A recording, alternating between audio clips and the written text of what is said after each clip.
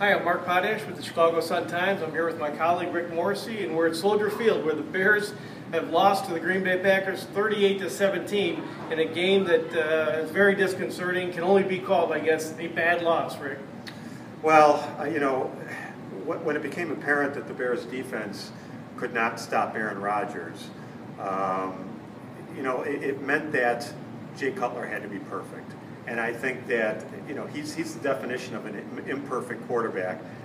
Impossible almost for him to have that kind of perfect game. He cannot play like Aaron Rodgers can.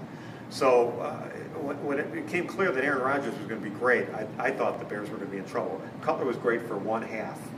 Then the second half started and the trouble began. Well, I think that's really where the issue is, just the ability to finish. I thought, as bad as the defense was today, and the defense is going to be problematic all season, I think, especially now with 3 and 4 starters out.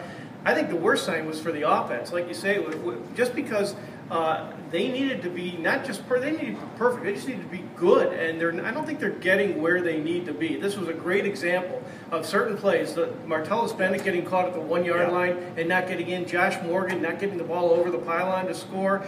There's always something with this offense. It's always been the knock on Cutler. There's always something, and he said it again today. It happens. Well, I don't see any signs that it's not going to happen in the future in other big games. I think that's a big problem. I was a little surprised by how upbeat he was after the game. I don't know what you expect from your quarterback, but it felt like they had a great game and won the game. That is interesting because he kind of can't win. If he's all morose and everything, we kind of get on him for that. But bad body language. I have to admit, he was in such a kind of a good mood, or took it so well, that kind of was a red flag to me too. So I admit he cannot win, but you know something? He puts himself in that position by throwing interceptions like he did on plays. He says, well, the guy just jumped the route or whatever. It's going to happen. Well, it doesn't happen to Aaron Rodgers, and I think it's fair in this instance to say that they're on equal footing, the Bears offense and the Packers offense at this point, and the Bears were totally outclassed in this game.